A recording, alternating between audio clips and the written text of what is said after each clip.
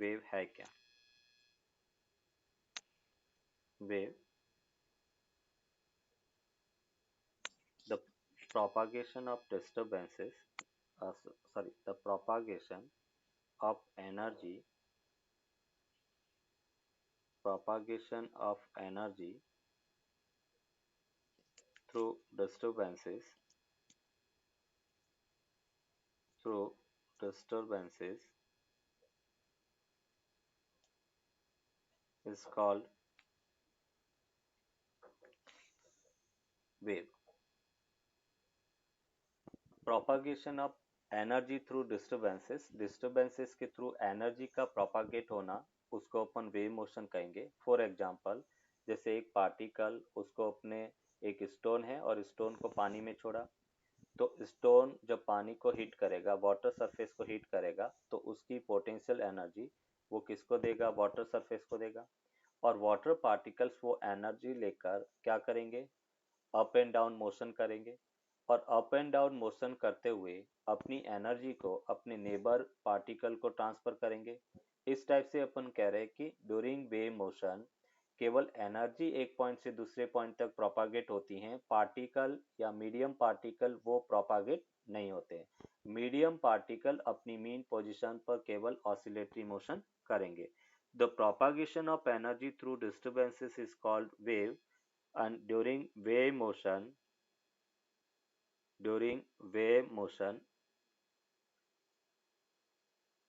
medium particle medium particle only perform medium particle only perform oscillatory motion, oscillatory motion. They do not propagate, they do not propagate from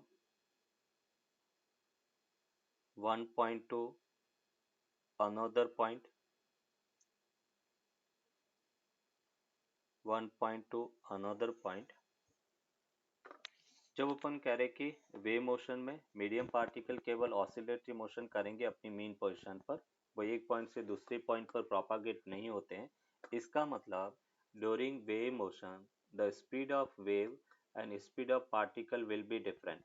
particle है वो तो oscillatory motion करेंगे तो उनकी speed अलग होगी, और वेव में एनर्जी है वो ट्रांसमिट होती है एक पॉइंट से दूसरे पॉइंट, तो उसकी स्पीड अलग होगी।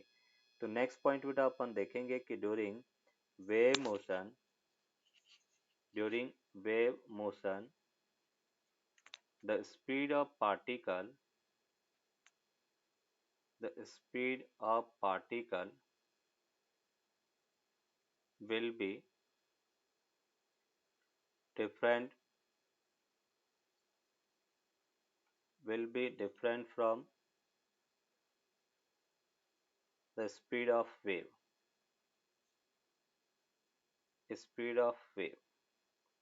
पार्टिकल की स्पीड और वेव की स्पीड दोनों डिफरेंट होती है। तो ये हमने कहा वेव क्या है उसको डिफाइन किया। Wave duration, wave during wave motion particle की स्पीड और वेव स्पीड दोनों डिफरेंट होगी। अभी यहाँ पे अपन डिफाइन करेंगे classification of waves. Classification of waves, classification of waves on the basis of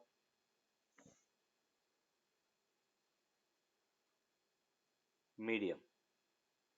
propagation किस मीडियम में होता है, उस मीडियम के बेसिस पर हम वेव को दो टाइप से क्लासिफाई कर सकते हैं। फर्स्ट अपन कहेंगे मैकेनिकल वेव और सेकेंड नॉन मैकेनिकल वेव। तो फर्स्ट जो वेव है that is called mechanical wave, जो इस चैप्टर में अपन डिटेल स्टडी करेंगे।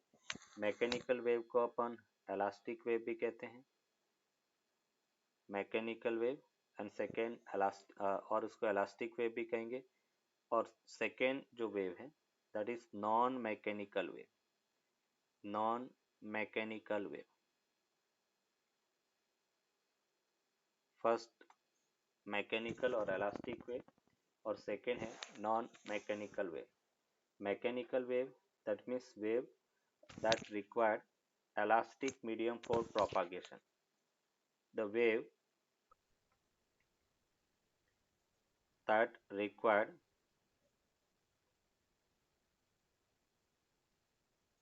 elastic medium,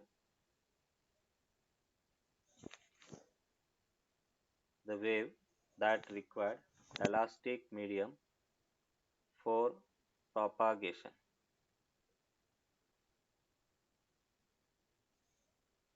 is called mechanical wave. Mechanical wave. And second, the wave which does not require any medium for propagation is called non-mechanical wave. The wave which does not require any medium for propagation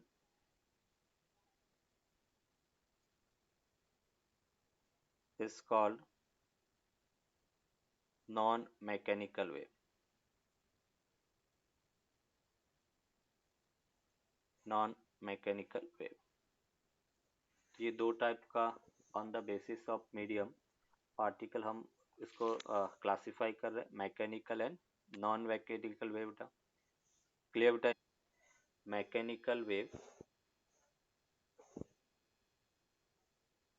जैसे हम बात करेंगे wave motion in string. Mechanical wave का example अपन देखें, wave motion in a string, that is the example of mechanical wave. Second, अगर हम sound wave की बात करें तो sound wave also a part of mechanical wave. Sound wave है, उसको भी प्रोपागेट होने के लिए मीडियम की रिक्वायरमेंट होती है, और साउंड वेव भी मैकेनिकल वेव का पार्ट है. देन सेकेंड अपन बात कर रहे हैं नॉन मैकेनिकल वेव, और नॉन मैकेनिकल वेव में नॉन मैकेनिकल वेव फर्दर दो टाइप की होती है. एक अपन कहेंगे इलेक्ट्रोमैग्नेटिक वेव. तो non mechanical wave, non mechanical wave दो पार्ट में इसको फर्दर क्लासिफाई कर सकते हैं. फर्स्ट वन इलेक्ट्रोमैग्नेटिक वेव, जिसको 12th में अपन डिटेल स्टडी करेंगे. Electromagnetic wave. And second matter wave, इसको भी 12th में स्टडी करेंगे. तो नॉन मैकेनिकल वेव को भी दो पार्ट में डिवाइड किया है, first electromagnetic wave and second matter wave. Clear बेटा? अभी मैकेनिकल वेव को on the basis of oscillation further अपन इसको दो पार्ट में क्लासिफाई करते हैं. तो मैकेनिकल वेव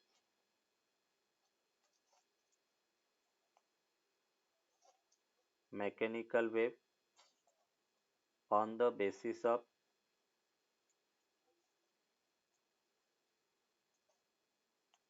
oscillation. ऑसिलेशन के बेसिस पर इसको दो पार्ट में डिवाइड करेंगे. फर्स्ट वन ट्रांसवर्स वेव और सेकेंड लॉन्गिट्यूडनल वेव. तो फर्स्ट वेव है transverse wave. Transverse wave and second है longitudinal wave. longitudinal wave. Transverse wave हम कहेंगे the wave in which medium particle oscillates perpendicular to the direction of propagation. Means यहाँ पे इसको अपन कहेंगे the wave in which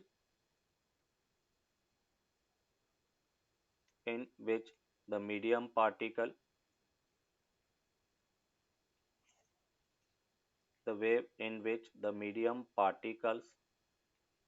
oscillates perpendicular to the direction of propagation. Direction of propagation. The wave in which the medium particle oscillates in the uh, oscillates perpendicular to the direction of propagation. ये बेटा अपन कह रहे कि suppose एक wave है, oscillates कर रही है, ये डायरेक्शन ऑफ प्रोपागेशन है. ये बेटा अपन कह रहे डिस्प्लेसमेंट है और ये टाइम एक्सिस है. और यहाँ पे अपन ऑसिलेशन अगर देखें तो मीडियम पार्टिकल कुछ इस टाइप से बेटा अपन कह रहे डायरेक्शन ऑफ प्रोपागेशन के परपेंडिकुलर ऑसिलेट्स करेंगे. इस टाइप से बेटा मीडियम पार्टिकल ऑसिलेट्स करते हैं.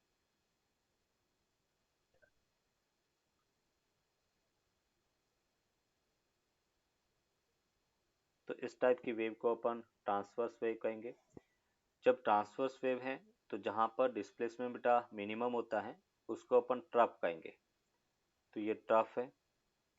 जहाँ पर डिस्प्लेसमेंट मैक्सिमम होता है उसको अपन क्रेस्ट कहेंगे. और दो सक्सेसिव ट्रफ और दो सक्सेसिव क्रेस्ट के बीच की डिस्टेंस को अपन वेवलेंथ कहते हैं. तो ये लैम्डा हो गया बेटा वेवलेंथ. तो यहाँ पे अपन कहेंगे the wave in which medium particle oscillates perpendicular to the direction of propagation is called transverse wave. Longitudinal wave में अपन कहेंगे the wave in which medium particle in which the medium particle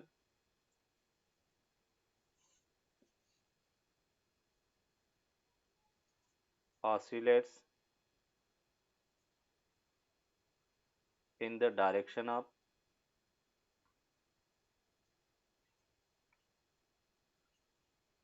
the wave in which the medium particles oscillates in the direction of propagation is called longitudinal wave.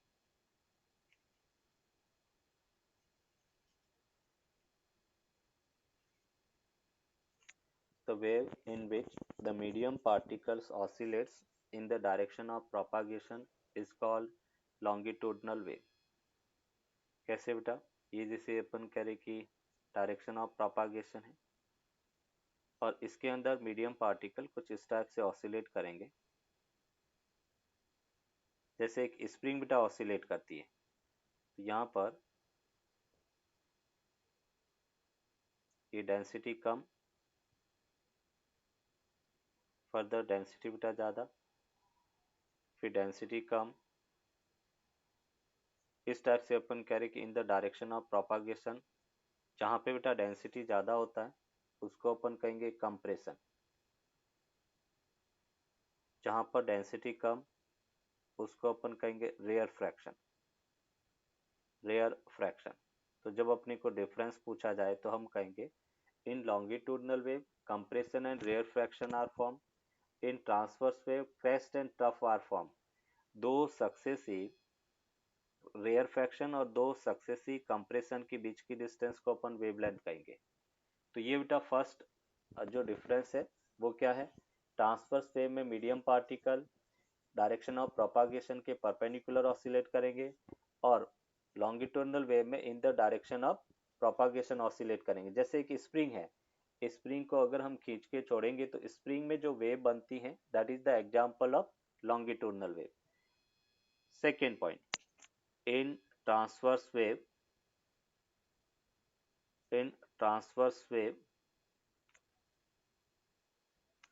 trough and crest are formed. Trough and crests are formed. Transverse wave, trough and crest are form. अगर हम बात करें longitudinal wave, in longitudinal wave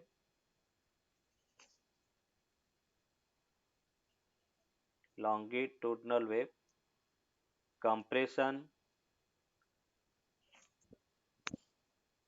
and rear fraction are formed. Compression and rarefaction are formed. Compression और rarefaction का formation होगा. Third point, transverse wave के अंदर density और प्रेशर वेरी नहीं करता है, कांस्टेंट रहता है, जबकि लॉन्गिट्यूडनल वेव में प्रेशर और डेंसिटी दोनों वेरी करेगा. जहाँ पे कंप्रेशन होता है वहाँ प्रेशर मैक्सिमम और डेंसिटी भी मैक्सिमम होता है. तो in transverse wave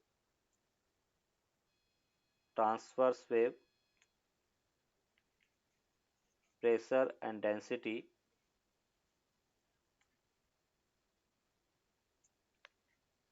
both remain same.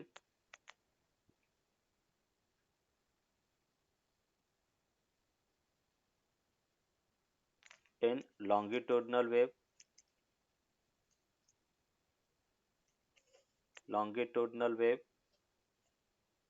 pressure and density both are varying.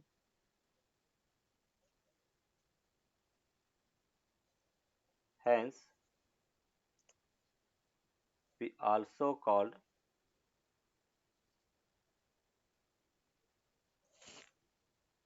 longitudinal also called pressure wave and density wave. Pressure wave and density wave.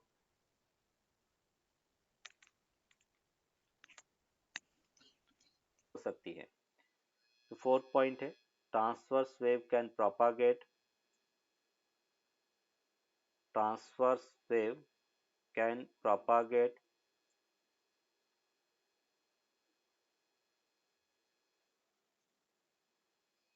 propagates in solid medium and the surface of the liquid.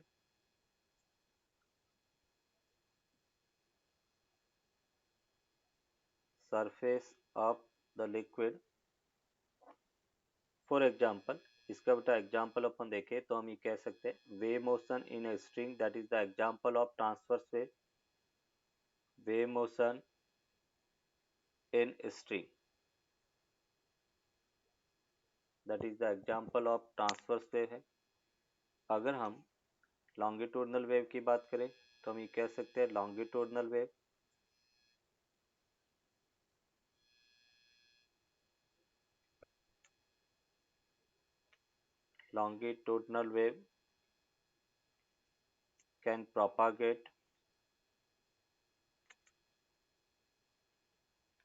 can propagate in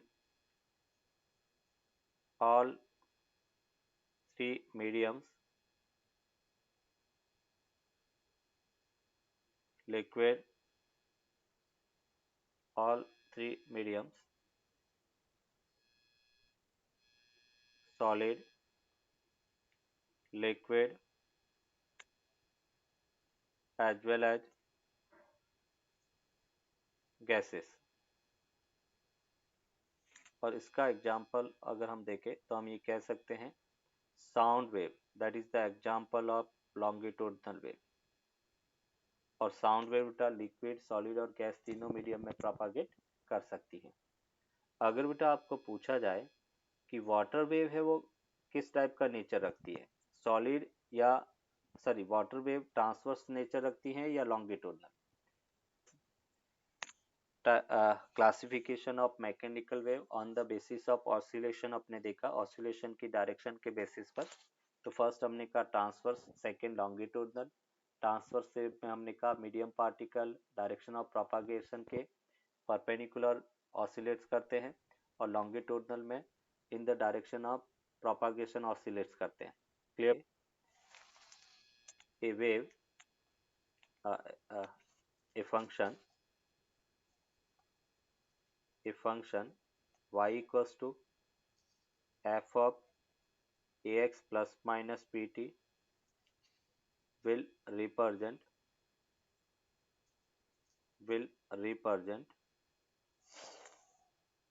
a progressive wave if for every value of x and t, y has finite value.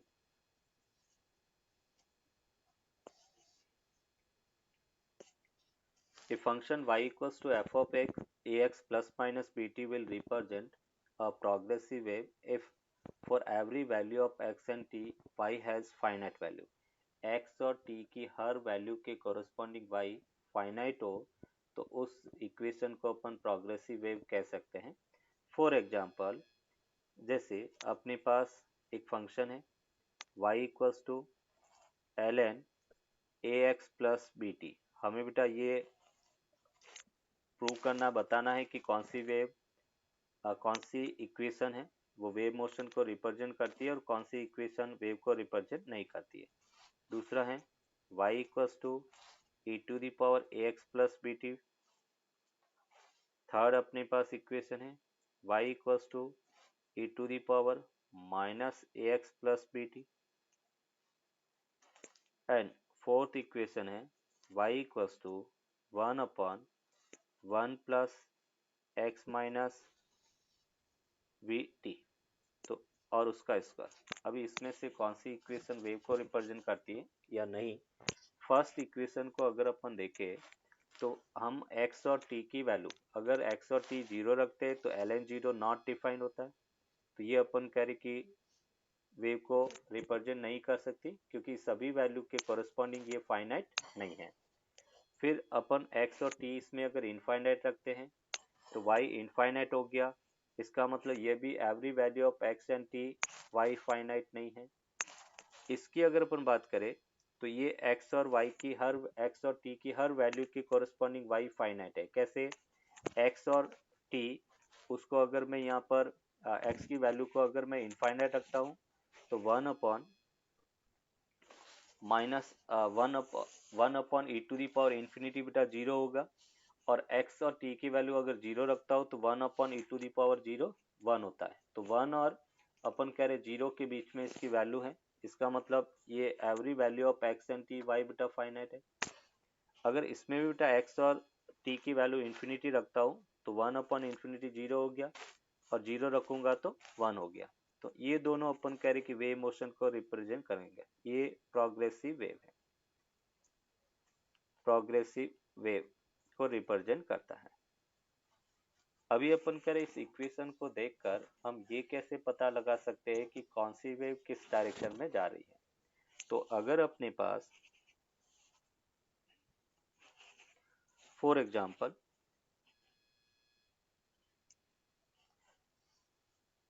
एक इसको अपन कह रहे हैं कि एक pulse से, static pulse से इसको रिप्रेजेंट करते हैं. जैसे let y equals to f of x एक पल्स है और वो पल्स अपने पास 1 अपॉन 1 प्लस एक्स स्क्वायर के इक्वल है. t इक्वल्स टू जीरो पर y equals to f of x एक पल्स है. x की वैल्यू जीरो रखेंगे तो ये पल्स कुछ इस टाइप से अपने को मिलेगी. ये ऐसे इस टाइप से ये पल्स है. ये एक स्टैटिक पल्स है. अभी अपन कह रहे हैं मैं अगर इफ x उसको x माइनस वी टी से रिप्लेस करता हूँ और x माइनस वी टी को जीरो रखूंगा तो बेटा x equals to V T मिलेगा. तो हम कहेंगे pulse propagating in positive x direction है. Pulse propagating in positive x direction होगा. x माइनस वी टी है तो उसको अपन कहेंगे कि pulse propagating in positive x direction. कैसे बेटा? y इक्वल्स टू, हम कह रहे कि function of x minus we T, x को x माइनस वी टी से रिप्लेस किया तो इक्वेशन बेटा अपने को बोला 1 प्लस एक्स को x माइनस वी टी लिख दिया और उसका स्क्वायर हो गया. तो यहाँ पे अपन कह रहे कि इस पल्स को हम ड्रॉ करेंगे तो ये पल्स अपनी शेप को चेंज किए बिना x डायरेक्शन में प्रोपागेशन दिखाएगा और उसकी स्पीड क्या होगी? v स्पीड होगी बेटा. टी टाइप पे अपन कह रहे कि पल्स की पोजीशन क्या हो गया? वी टी के इक्वल होगा. तो जब भी अपने पास ए एक्स माइनस बी टी वाला फंक्शन है, एक पॉजिटिव एक नेगेटिव, तो हम कहेंगे कि वेव पॉजिटिव एक्स डायरेक्शन में प्रोपागेट कर रही है। अगर इफ एक्स टेंड्स टू बेटा एक्स प्लस वी टी है, और जब एक्स प्लस वी टी है तो उसको अपन कहेंगे pulse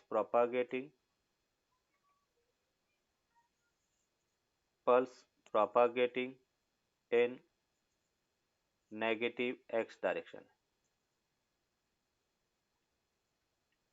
pulse propagating in negative x direction.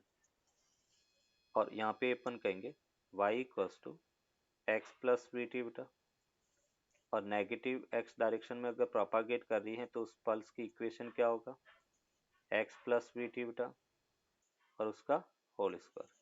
और ये किस टाइप से बेटा प्रोपागेट होगा, तो हम ये कह सकते हैं कि टाइम एक्सिस है, ये वाई एक्सिस है, किस टाइप से बेटा अपन कह रहे कि वो नेगेटिव एक्स एक्सिस में प्रोपागेट हो रहा है, x equals to minus we t. तो ये अपन कह रहे कि एक स्टैटिक पल्स को किस टाइप से अपन प्रोग्रेसिव पल्स बनाएंगे, और प्रोग्रेसिव पल्स किस डायरेक्शन में मोशन कर रही है वो अपन इस इक्वेशन को देखकर पता लगा सकते हैं। ए wave which is represented a wave which is represented by a harmonic function, harmonic या पीरियोडिक फंक्शन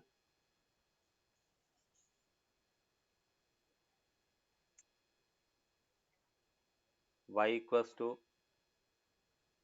साइन थीटा और y equals to cos theta is called harmonic wave.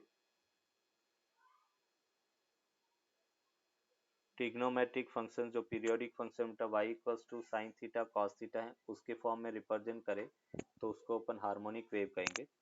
अभी देखो कैसे अपन रिप्रेजेंट कर सकते हैं, तो ये अपने का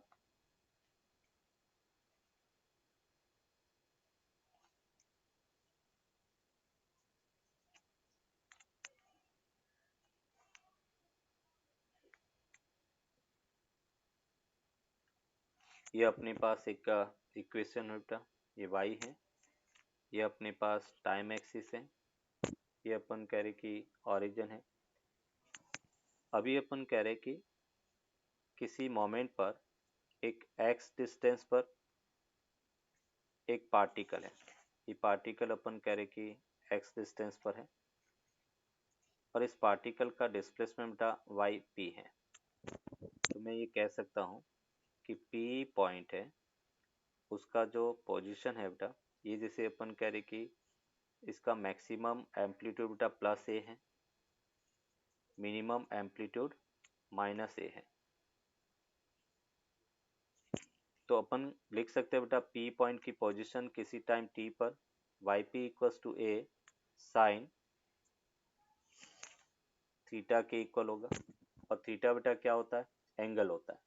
और एंगल को कैसे अपन देखेंगे, तो यूनिट लॉ से बेटा हम ये कह रहे हैं कि theta that is equals to 2 pi lambda into path difference के इक्वल होता है। एक्स यहाँ पे बेटा पाथ डिफरेंस है, मतलब ओरिजिन से पी पॉइंट तक पहुंचने के लिए कितना डिस्टेंस ट्रैवल करना पड़ेगा, एक्स डिस्टेंस। तो 2 पाई/लैम्डा इंटू एक्स ये बेटा हमने लिखा, और यहाँ पे ये वैल्यू अपन पुट करेंगे तो y p that will be equals to A sine theta को बेटा आपने लिखा 2 पाई/लैम्डा इंटू एक्स के इक्वल होगा। बेसिकली ये क्या बेटा स्टैटिक पल्स है, स्टैटिक पल्स है। अभी इसको बेटा प्रोग्रेसिव पल्स बनाना है, तो प्रोग्रेसिव पल्स के लिए हम क्या कहेंगे, x को x माइनस वी टी से रिप्लेस करेंगे। v यहाँ पर वेव स्पीड है बेटा, हम कह रहे कि ये वेव v स्पीड से बेटा प्रोपागेट हो रही है, तो इसको प्रोग्रेसिव बनाने के लिए x को हम x माइनस वी टी से रिप्लेस करेंगे। और जब x को x माइनस वी टी से रिप्लेस करेंगे तो p पॉइंट का जो डिस्प्लेसमेंट है वो होगा बेटा A sine 2 pi upon lambda into x minus we T के इक्वल होगा। इसको अपन कहेंगे that is wave propagating in positive X direction बेटा, wave propagating in positive X direction है। अभी देखो ये बेटा एक इक्वेशन ये हो गया वेव की, ये फर्स्ट इक्वेशन हो गया y equals to A sine 2 pi by lambda into x minus we t बेटा। लैम्डा यहाँ पे क्या डिनोट करता है बेटा, वेव लेंथ। लैम्डा क्या है, वेव लेंथ। और v क्या है, वेव स्पीड है, वेव स्पीड। x बेटा पोजीशन है और t टाइम है। लैम्डा वेवलेंथ है, v वेव स्पीड है, x पोजीशन है और t टाइम है। तो ये अपन कह रहे कि y equals to A sine 2 pi by lambda x minus we T के इक्वल है बेटा। अब इसको मॉडिफाइड करें बेटा तो देखो कैसे, जैसे y बेटा इक्वेशन अपनी को मिला A sine 2 pi by lambda into x minus we T, ये इक्वेशन अभी हमने देखा, ये फर्स्ट फॉर्म हो गया। अभी इसको और मॉडिफाई कर सकते हैं बेटा, y equals to A sine 2 pi by lambda into x हो गया minus 2 pi by lambda, b को बेटा नीचे रखा तो lambda by b into t हो गया। अभी देखो इसमें थोड़ा सा अपन मॉडिफाई करें, 2 पाई बाय लैम्डा बेटा उसको अपन लिखेंगे के, और इसको हम कहते हैं एंगुलर वेव नंबर और एंगुलर वेव वेक्टर बेटा। हमें पूछा जाता फाइंड एंगुलर वेव वेक्टर, तो अपन किसकी वैल्यू फाइंड करेंगे, के की वैल्यू बेटा, एंगुलर वेव नंबर या एंगुलर वेव वेक्टर। फिर दूसरा बेटा lambda by b distance upon speed बेटा, और वो होता है टाइम पीरियड, टाइम पीरियड।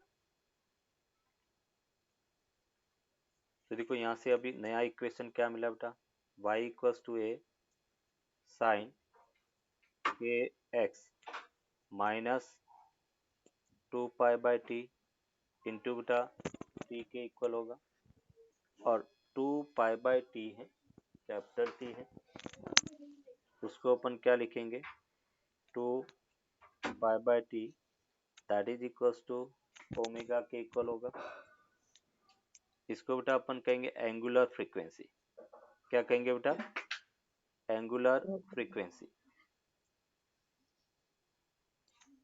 और यहाँ से बेटा अपनी को इक्वेशन मिलता है y equals to A sine के एक्स माइनस ओमेगा टी बेटा, ये अनदर फॉर्म हो गया। तो फर्स्ट फॉर्म बेटा आपने ये देखा,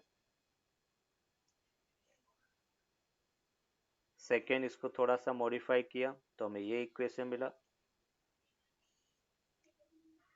और थर्ड बेटा के x minus omega T 2 pi by T, उसको एंगुलर फ्रीक्वेंसी कहते हैं।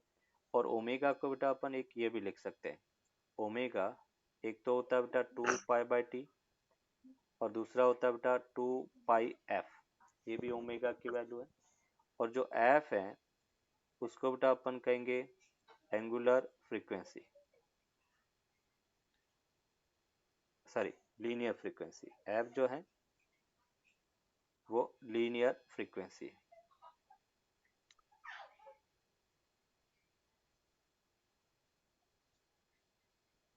Linear frequency. तो ये बेटा अपन कह रहे कि x direction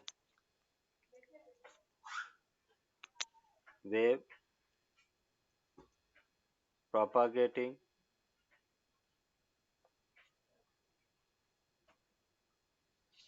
in positive x direction. और इस वेव को बेटा अपन मैथमेटिकली अगर ड्रॉ करें,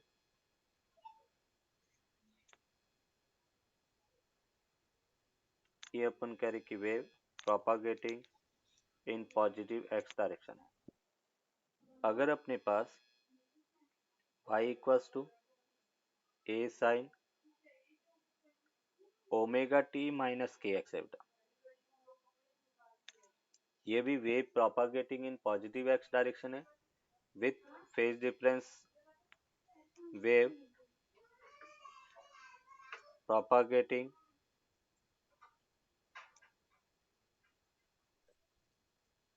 in positive x direction with wave propagating in positive x direction with phase difference pi beta। देखो कैसे,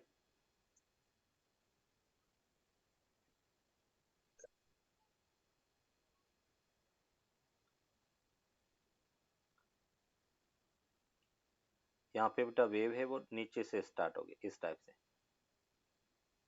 ये अपन कह रहे कि y एक्सिस है, ये t एक्सिस है, इस डायरेक्शन में प्रोपागेट हो रही है। बट फर्स्ट वेव के साथ में बेटा कितने का फेज डिफरेंस है, पाई का फेज डिफरेंस है। तो ये a साइन के एक्स माइनस ओमेगा टी की इक्वेशन होगा बेटा, ग्राफ होगा। ये a sine omega T minus K X का ग्राफ होगा। अभी अपन बात कर रहे हैं थर्ड टाइप की वेव। थर्ड, अगर जैसे बेटा अपने पास है y equals to a sine के X plus omega T,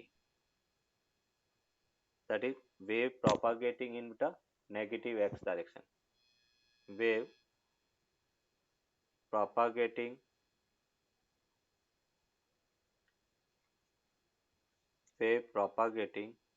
in negative x direction.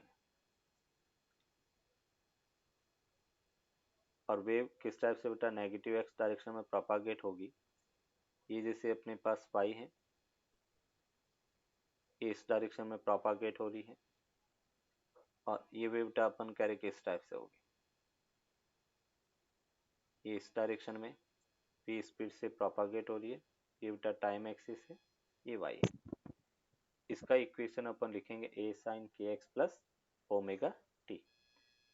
Fourth बेटा अपन कह रहे अगर y equals to a sine minus K x minus omega T, या तो बेटा दोनों नेगेटिव या दोनों पॉजिटिव, तो वेव नेगेटिव एक्स डायरेक्शन में प्रोपागेट होगी, तो इसको अपन कहेंगे कि wave propagation, wave propagating in negative x direction with phase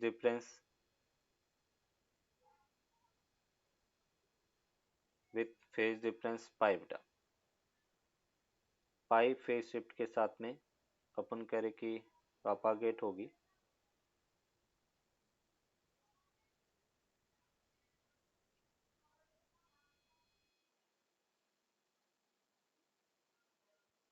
ऐसे बेटा अपन कह रहे कि पल्स होगी, नेगेटिव डायरेक्शन में प्रोपागेट हो रही है, बट फेज डिफरेंस बेटा कितना है, पाई का फेज डिफरेंस है।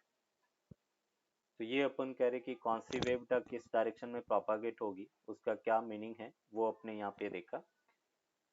क्लियर बेटा यहाँ तक। अभी देखो यहाँ पे जो इक्वेशन अपने पास है वेव इक्वेशन, उसको एक एक पार्ट को अपन यहाँ पर डिस्कस करते हैं कि कौन क्या रिप्रेजेंट करता है। जैसे हमने कहा y equals to a sine के एक्स माइनस ओमेगा टी बेटा, ये एक हार्मोनिक वेव है, हार्मोनिक वेव। अभी इस हार्मोनिक वेव में जो y है वो क्या रिप्रेजेंट करेगा बेटा, displacement at any time T बेटा। y क्या रिप्रेजेंट करेगा, displacement displacement of wave at any time T, any time T, उसको इंस्टेंटेनियस डिस्प्लेसमेंट भी कह सकते हैं, इंस्टेंटेनियस डिस्प्लेसमेंट।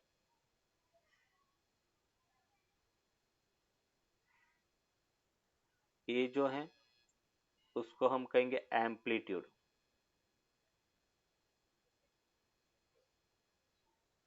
के एक्स माइनस ओमेगा टी है, उसको हम कहेंगे फेज एंगल।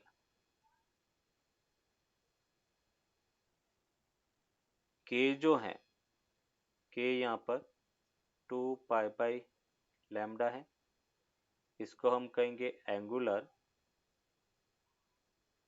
वेव नंबर और angular wave vector, angular wave number या हम कहेंगे बेटा एंगुलर वेव वेक्टर।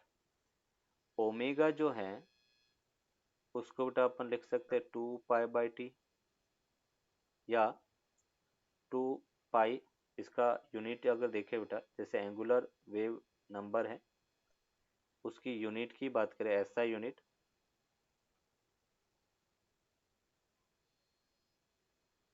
ऐसा यूनिट वो होगा रेडियन पर मीटर। लैम्डा की यूनिट बेटा मीटर होता है और लैम्डा यहाँ पर वेवलेंथ है, तो ये रेडियन पर मीटर है। अगर डायमेंशन फॉर्मूला देखें तो इसका डायमेंशन होगा बेटा m0 l माइनस 1 t0। इसके अंदर जो लैम्डा है उसको अपन वेवलेंथ कहेंगे, वेवलेंथ। और वेवलेंथ बेटा आपने डिफाइन किया था, क्या होता है, distance between two successive crest और टू सक्सेसिव ट्रफ। दो कंटिन्यूस जो क्रेस्ट और ट्रफ के बीच की डिस्टेंस है उसको वेवलेंथ कहेंगे। The distance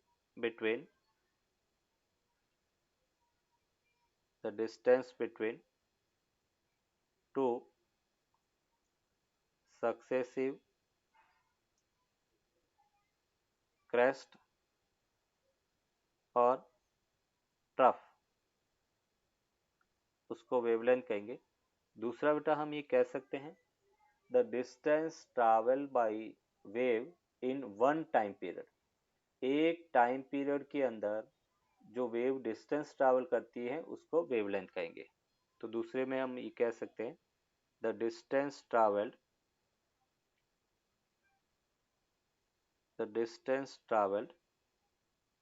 by the wave in one time period,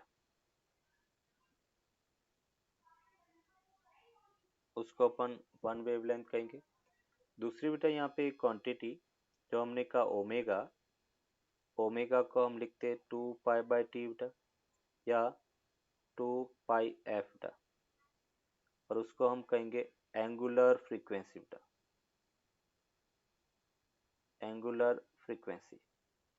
इसकी ऐसा यूनिट क्या होगा, एंगुलर फ्रीक्वेंसी के बेटा ऐसा यूनिट रेडियन पर सेकेंड, ये इसका ऐसा यूनिट है। अगर डायमेंशन फार्मूला देखें तो डायमेंशन क्या होगा बेटा m0 l0 t माइनस 1। दूसरा बेटा जो t है वो क्या रिप्रेजेंट करता है, टाइम पीरियड, टाइम पीरियड। और f है वो रिप्रेजेंट करता है बेटा लीनियर फ्रीक्वेंसी, लीनियर फ्रीक्वेंसी। और फ्रीक्वेंसी का मतलब होता है नंबर ऑफ ऑसिलेशन पर सेकेंड, एक सेकेंड में वेव कितनी बार ऑसिलेट करेगी उसको बेटा अपन फ्रीक्वेंसी कहेंगे, और इसका यूनिट हर्ट्ज होता है और सेकेंड इनवर्स बेटा। ये अपन कह रहे कि एक जनरल जो वेव इक्वेशन है उस वेव इक्वेशन में कौन सा टर्म क्या रिप्रेजेंट करता है वो बेटा यहाँ पे हमने डिफाइन किया।